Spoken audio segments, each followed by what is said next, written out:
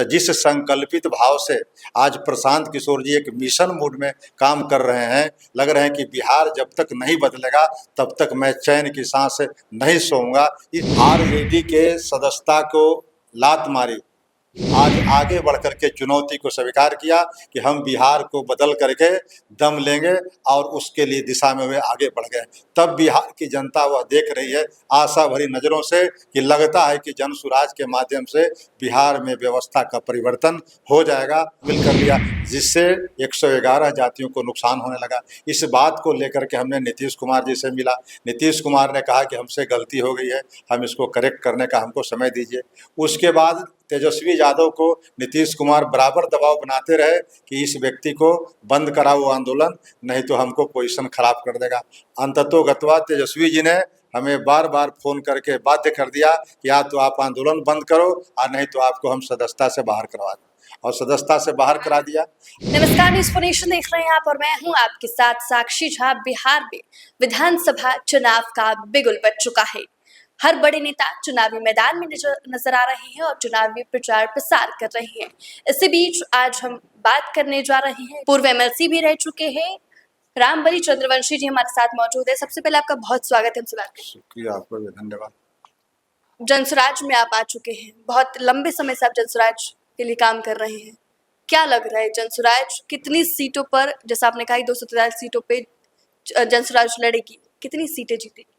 देखिए, बिहार में एक राजनीतिक शून्यता सी आ गई है। बिहार की राजनीति पिछले 15 वर्षों से देखेंगे कि लालू राबड़ी जी का शासन रहा, उसको बाद में लोगों ने जंगल राज की संज्ञा दी। फिर 20 वर्षों से नीतीश कुमार जी एक तरह से सत्ता पर आसीन आज तक हैं। तो 20 और 15 35 वर्षों का शासन जो है, शुरू के 5 साल 2005 से 2010 का जो पीरियड था, नीतीश कुमार जी ने कुछ बेहतर तरीके से चलाई। बेहतर तरीके का मतलब ये था कि बिहार में जो संवैधानिक संस्थाएं लगभग समाप्त सी हो गई थी, उसको नीतीश कुमार जी ने 5 साल में बहाल करने की कोशिश की। बहाल तो पूरी तरह से नहीं हुए, लेकिन बहाल करने की कोशिश हुआ, इसको मैं अप्रिशिएट करता हूँ। लेकिन 2010 के बाद नीतीश कुमार जी स्वयं कोई चुनाव नहीं लड़े। हमेशा आज तक 20 वर्षों तक बैकडोर से बिहार विधान परिषद के सदस्य बन करके राजनीति में टिकड़म की राजनीति करके और सेटिंग गेटिंग करके आज भी मुख्यमंत्री के कुर्सी पर आसीन हैं। उनके नीतीश कुमार जी, उनके पार्टी की सदस्यों की संख्या, मतलब विधायकों की संख्या कम होने के बावजूद भी, तीसरे नंबर की पार्टी रहने के बावजूद भी मुख्यमंत्री के कुर्सी पर आज तक ये आसीन है। इसके फलस्वरूप क्या हुआ कि बिहार के अंदर एक बहुत बड़ा वर्ग, मैं तो यूँ कहूँ कि 2/3 से भी ज़्यादा, 60% से ज़्यादा आज बिहार के लोग व्याकुल हैं बिहार की सत्ता बदलने के लिए, और सत्ता नहीं, व्यवस्था बदलने के लिए व्याकुल है। उस परिस्थिति में लगभग 2-2.5 वर्षों से प्रशांत किशोर जी ने एक चिराग जलाई। प्रशांत किशोर जी स्वयं अपने किसी चीज़ की कमी नहीं थी, उनकी शोहरत की कमी नहीं थी, उनके सुख सुविधा की कमी नहीं थी। वे रणनीतिकार के रूप में बहुत अच्छा देश विदेश में नाम था उनका, लेकिन बिहार के मिट्टी में जन्मे होने के कारण एक कर्ज समझ करके उन्होंने, जो बिहार के हालात को बदलने के लिए लोग बिहार कहते थे कि बिहार अब नहीं बदलेगा, वैसे परिस्थितियों में प्रशांत किशोर जी का पदार्पण होता है। और पदार्पण के पहले, पार्टी बनाने के पहले वे यात्रा करते हैं, अभियान चलाते हैं, गांव-गांव में घूमते हैं, पगडंडियों पर चलते हैं, पानी में चलते हैं, बरसात में चलते हैं, धूप में चलते हैं, और निर्णय करते हैं कि नहीं, बिहार के हम बदल के रहेंगे।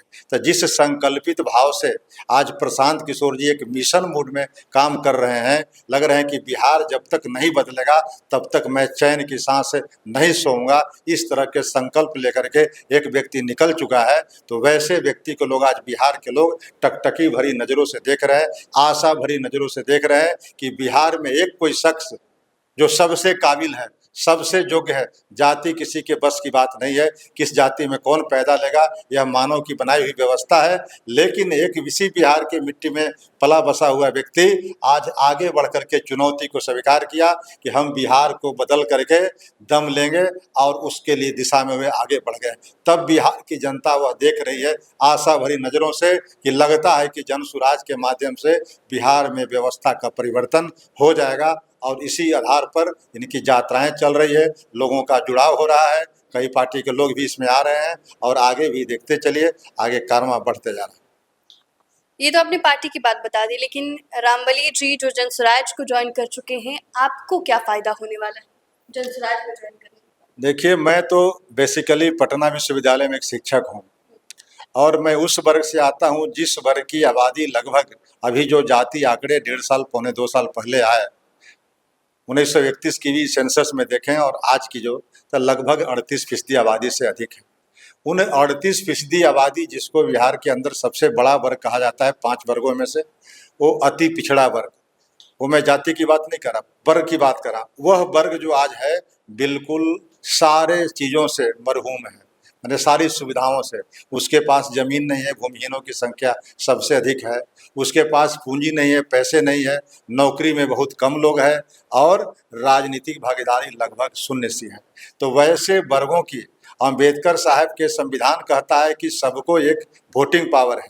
तब जब वोटिंग पावर सबको समान है, तो उतना बड़ा वर्ग आज हाशिए पर क्यों है, इस बात की चिंता के लेकर के हमने राजनीति में आई। और राजनीति में जब आई तो हमने राष्ट्रीय जनता दल से जुड़े हुए थे।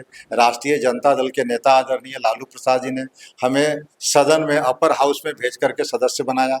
लेकिन दिक्कत कहाँ हो गई कि 2015 में अपेक्षाकृत कुछ संपन्न जातियों को नीतीश कुमार जी राजनीतिक कारणों से संविधान की अवधारणाओं को धत्ता बताते हुए उसमें शामिल कर लिया, जिससे 111 जातियों को नुकसान होने लगा। इस बात को लेकर के हमने नीतीश कुमार जी से मिला। नीतीश कुमार ने कहा कि हमसे गलती हो गई है, हम इसको करेक्ट करने का हमको समय दीजिए। उसके बाद तेजस्वी यादव को नीतीश कुमार बराबर दबाव बनाते रहे कि इस व्यक्ति को बंद कराओ आंदोलन, नहीं तो हमको पोजीशन खराब कर देगा। अंततोगत्वा तेजस्वी जी ने हमें बार बार फोन करके बाध्य कर दिया कि या तो आप आंदोलन बंद करो, और नहीं तो आपको हम सदस्यता से बाहर करवा दें। और सदस्यता से बाहर करा दिया, और हम उसको स्वीकार किए। इसे मुझे मलाल नहीं है कि मैं सदस्य अभी नहीं हूँ, जबकि मेरा टर्म 2026 तक था। लेकिन आप पर कई आरोप भी लगाए गए कि आपने तेजस्वी यादव को लेकर गलत बोला, जातीय जनगणना के आंकड़ों पर आपने सवाल उठाया, इस तरह के आरोप भी लगे आप पर। देखिए, जाति जनगणना के आंकड़े आज भी मैं कहता हूँ उस पर डिबेट हो सकते हैं। जो मैंने बातें कही वो तार्किक ढंग से बातें कही कि एएन सिन्हा इंस्टीट्यूट 2017 में जो एक सर्वे किया था, 2014 में किया था, तो जिन जातियों की संख्या उसने बताई थी वह जातियों की संख्या घट कैसे जाएगी, यह सवाल मैंने किया था। यह आज भी डिबेटेबल सवाल है कि इस पर जवाब देना चाहिए सरकार को। लेकिन वो बड़ा सवाल नहीं था, वो तो राइट टू एक्सप्रेशन और स्पीच की बात है कि हर व्यक्ति को अपनी बात कहने का अधिकार है। दूसरी बात आपने कहा कि तेजस्वी जी पर आपने आरोप लगाया शराब पीने का। असल वो शराब पीने की बात नहीं थी। जब से तथाकथित शराबबंदी बिहार के अंदर लागू हुए, उसी समय से हम लोग इसका विरोध कर रहे हैं कि यह शराबबंदी नहीं है, शराब की डिलीवरी सिस्टम बदल गई है, और एक माफिया तत्व इसमें पनप गया है, और बिहार के युवा इसके शिकार बड़ी तेजी से शुष्क नशा की तरफ बढ़ रहे हैं, ड्राई जो नशा है। और कई गरीब लोग भी आज जेलों के अंदर बंद हैं। इसलिए मैंने कहा था कि ये शराबबंदी सिर्फ कागज पर है, कानून में है, व्यवहार में नहीं है। और मैंने तो ये कहा था उस समय भी कि ये शराब जो है भगवान की तरह दिखते नहीं है, लेकिन हर जगह है, मिलते हर जगह हैं। वही बात मैंने कहा था। उसी पर स्टिंग ऑपरेशन वाले ने कहा कि तेजस्वी जी शराब पीते हैं। मैंने कहा कि जो लोग शराब पहले से पी रहे थे आज भी पी रहे हैं, अगर तेजस्वी जी पीते होंगे तो भी पी रहे होंगे। इसलिए मैंने किसी व्यक्ति विशेष पर नहीं, मैं तो नीति की बात कही थी, और उसको आधा दिखा करके स्टिंग वाले ने कह दिया कि तेजस्वी जी को कहें कि शराब पी रहे हैं। मैंने ये बात कहा कि अगर तेजस्वी जी पीते होंगे तब, और उसका दूसरा अंश था कि शराब पी रहे होंगे, अगर पीते होंगे तब, तो आधा बात को छिपा लीजिएगा, आधा बात को कहिएगा तो अर्थ बदल जाएगा संदर्भ बदलने से। तो ये खैर इस बात का मुझे मलाल नहीं। अभी अगर आरजेडी आपको बुलाती है तो क्या आप जाएंगे?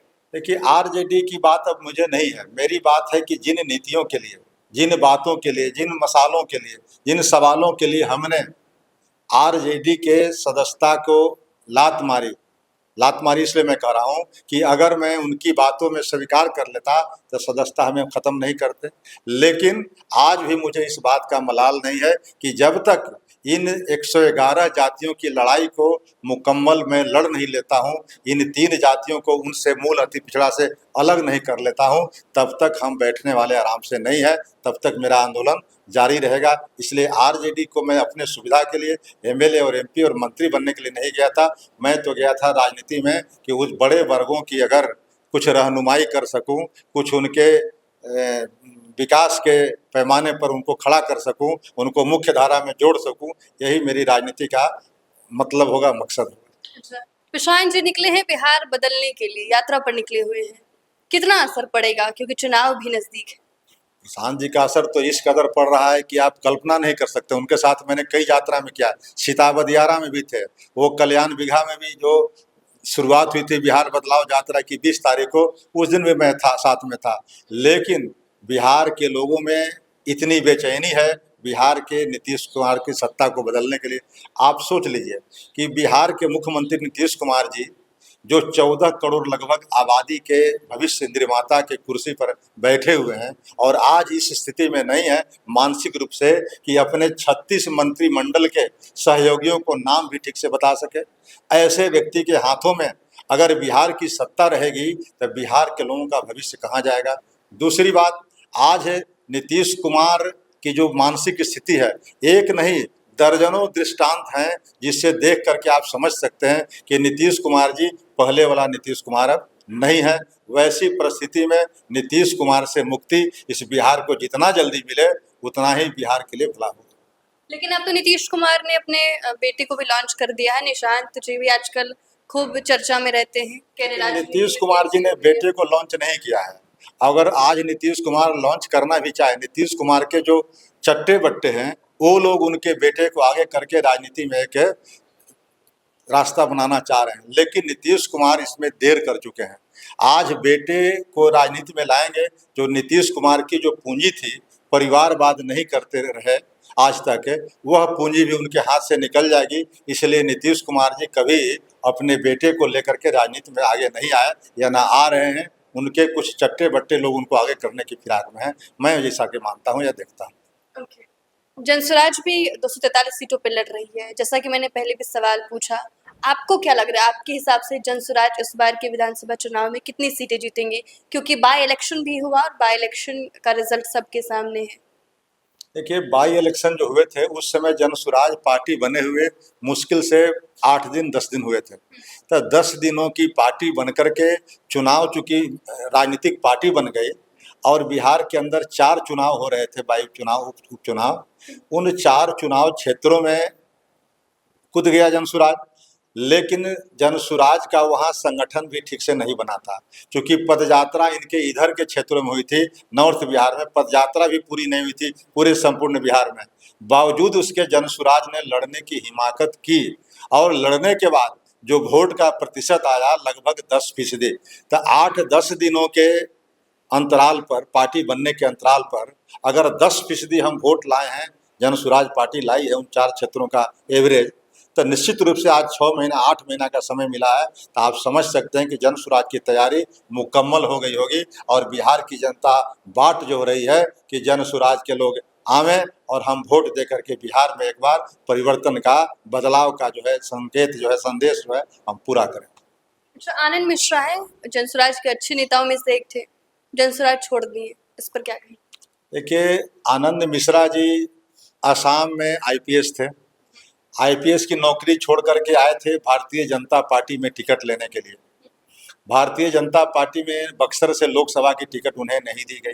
नतीजा हुआ कि वे निर्दलीय खड़े हो गए और खड़े होकर के भारतीय जनता पार्टी के घोषित प्रत्याशी को उन्होंने हराने का काम किया। उस समय से आनंद मिश्रा जी के नाम सुर्खियों में आया। फिर प्रशांत किशोर जी ने उनको ले लिया, लेकिन वैसे अति महत्वाकांक्षी लोगों को लेने में ही उस समय खतरा थी। लेकिन प्रशांत जी ने सोचा कि आईपीएस है, यंग है, इसको हम जुआ की जवाबदेही देते हैं, और बिहार में उनको पूरा फ्रीडम दिया, उनको आगे बढ़ने का। लेकिन उनका ध्यान तो कहीं न कहीं भारतीय जनता पार्टी के इर्द गिर्द बस रहा था और भारतीय जनता पार्टी के लिए ही वो रिजाइन करके आए थे, तब भारतीय जनता पार्टी के जाने के इच्छुक थे और बराबर संपर्क में रहे। कभी दिल से मन से काम उन्होंने ये जन सुराज के लिए काम नहीं किया। हर हमेशा उनके दिल में भारतीय जनता पार्टी बसती थी।